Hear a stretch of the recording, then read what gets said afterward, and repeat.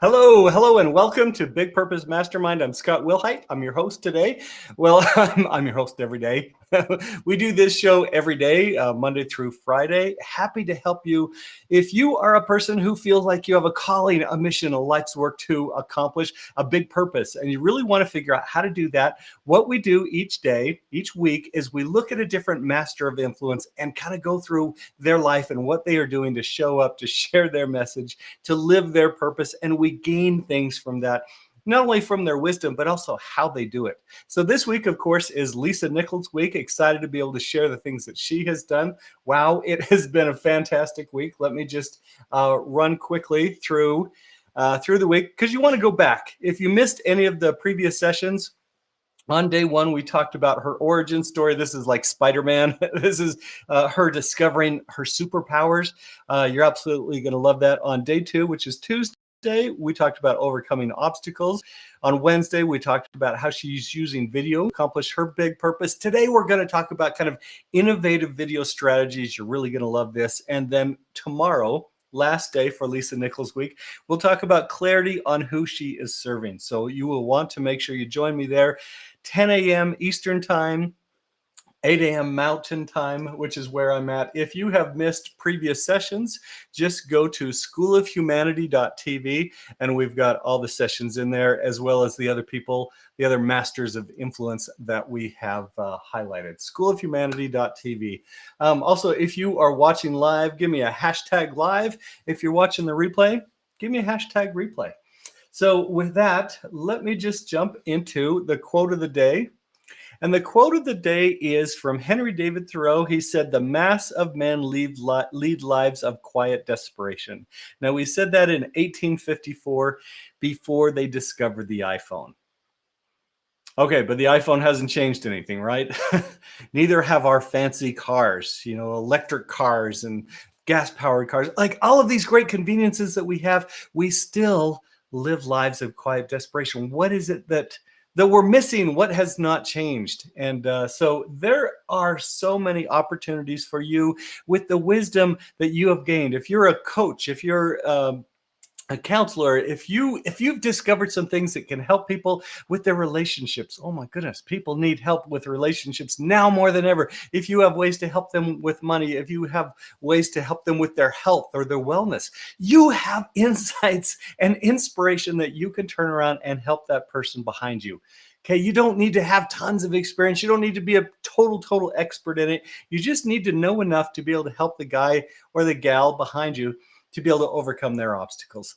That's what Lisa Nichols has done, and super excited to be able to share with you today some of the things that she has put together and how she's showing up just in remarkable ways in serving her people. So, excuse me, Bob. So one thing that she does that I think is remarkable is she gets questions from her people, and she will answer these sort of live. I mean, it's not really live, it's recorded, but she doesn't prepare an answer, and she's going to talk about this. And what we're going to look at right now is this segment of video where she responds to the question, what have you done to push past those moments of doubt, failure, or loss? Okay, so with that, we're going to jump into how Lisa responds to this. Again, remember that she's speaking off the cuff here, and she's just kind of giving her insights. So let me share this with you. So what I know is I've had many moments of doubt. Uh-huh. I've had tons of moments of feeling like I failed. I've had more moments of loss than I care to remember. And I love the question, what do I do to push past those? And she's and thinking, no, I don't know if you can tell, kind of pulling it in. but I don't ever prepare an answer for your questions. I simply see what comes up because that's what you're here for. You're here. Okay. What does she mean by I simply see what comes up? What is she talking about there? Okay, she's talking about listening to that inner voice inside of her. She's pulling from spiritual connections to be able to share with other people. Actually, let me share with you one other thing that I meant to share today as we started out. So anyway, years ago, it was like 5+ years ago, I went to my first personal development conference, and I drove from where I live in the mountains of Utah down to Las Vegas. It was like an 8-hour drive or something like that. And I remember listening to Brendan Burchard podcast. It was like 6 hours straight of Brendan. And one of the things that he said, that it was one of those little voices kind of in my head, or just, a little nudge that said, yes, you need to pay attention. And what Brendan said was, he trained himself to speak extemporaneously. And there was something inside of me that nudged me and said, Scott, you need to learn how to do that. And that terrified me. First of all, because I'm scared of speaking. I'm scared of speaking in front of people. I'm scared of speaking on camera, or I have been. I mean, I still am. But there was something there that said, you need to pay attention to that. Now, I'm a script writer. I'm a screenwriter. I'm a filmmaker. I really like having things all figured out. But there is magic that happens when you show up as your true self, and as you pull from the universe, as you pull from spiritual connections, and be able to share those with others. So I just want to point that out to you. So if you are one of those people that just feels like, oh my gosh, I have to be so prepared, I have to be memorized, I have to be practiced, all this stuff to be able to show up and help other people, you really don't.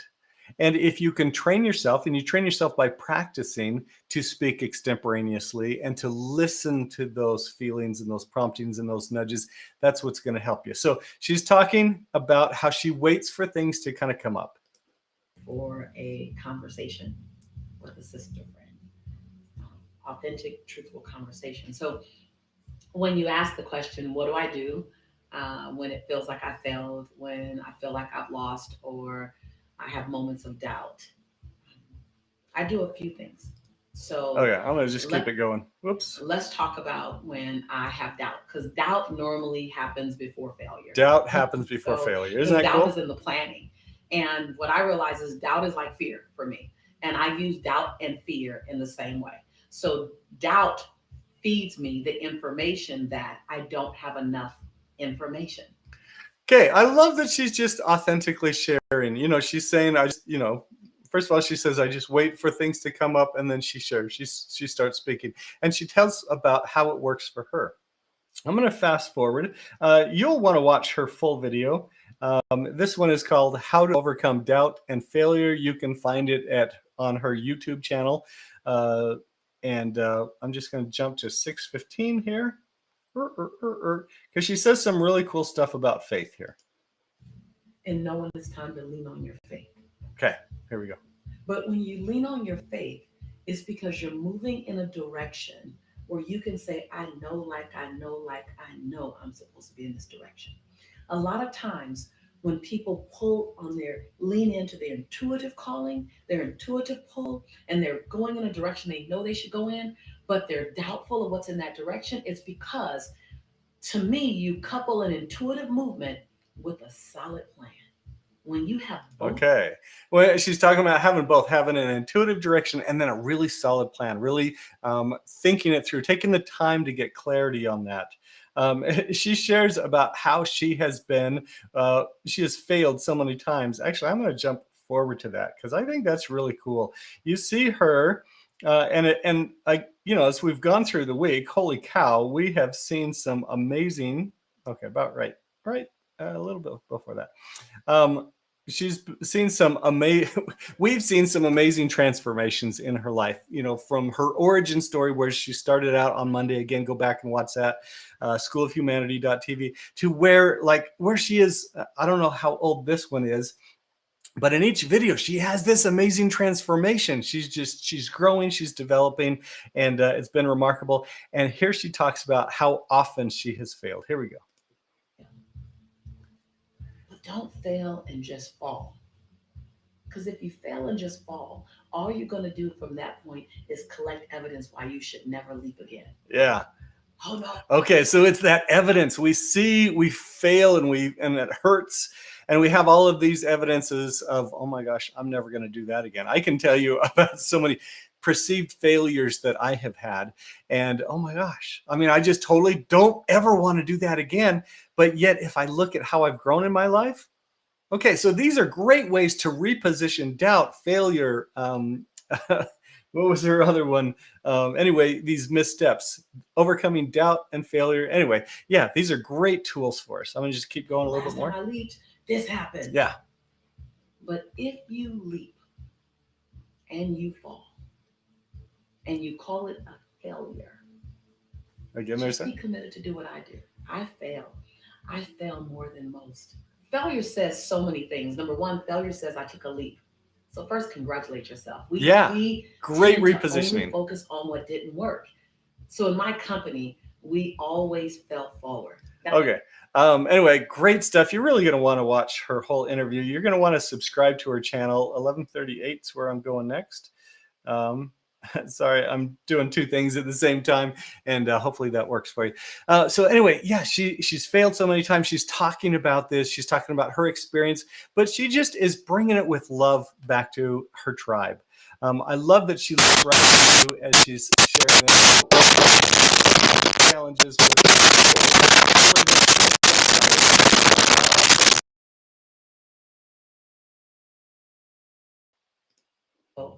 Relative. uh, I am the woman I am today. today. My level of compassion, my level of being present with people. I'm present with people the way I'm present because of my failure to be present 10 years ago. Okay. Missing the moments Failure's when my relative. son was 6, not remembering what his favorite toy was because I was so focused on the future, I wasn't in the now. But I'm so present now. I'm not perfect in it, but I'm so much more present now. People comment all the time, Lisa, you're so present when you're with us. Yeah, because I chose to fail forward. My Okay. So I just love how she shows up. Again, we're talking about how do you use video to become that trusted source? How do you use video so that you serve, sell, and scale? You connect with your tribe. You connect with your audience. You live your big purpose on what it is that you are here to accomplish, to be able to do, to share, to make life better for other people. Okay, she is using video in a remarkable way. She has people helping with this. So, she's got a video crew with her. You can do that. You can also record yourself. You can set up cameras. Right now, I am doing this completely on my own and have my own little studio. You can do this too. You can absolutely share the wisdom, the insights, the knowledge that you have and help make life better for somebody else. Anyway, so I just wanted to kind of wrap that together for you so that you could see with evaluating Lisa Nichols as an amazing master of influence that you can make that difference in other people's lives by showing up and sharing the things that you've learned. Now, if you have missed any of our previous episodes, please go to schoolhumanity.tv. We've got some amazing people in there, some great things that we've learned. Everyone does it different. And hopefully you can gain some insights from how they do it. And that can be something that you can use as well. So anyway, I wanted to share that with you. I wanted to give you encouragement. Yes, you have a calling. Yes, you have a mission. Yes, you have a life's work, a big purpose to accomplish in this world. And you can absolutely do that. So I will see you tomorrow. And right now, I want you to go make life better.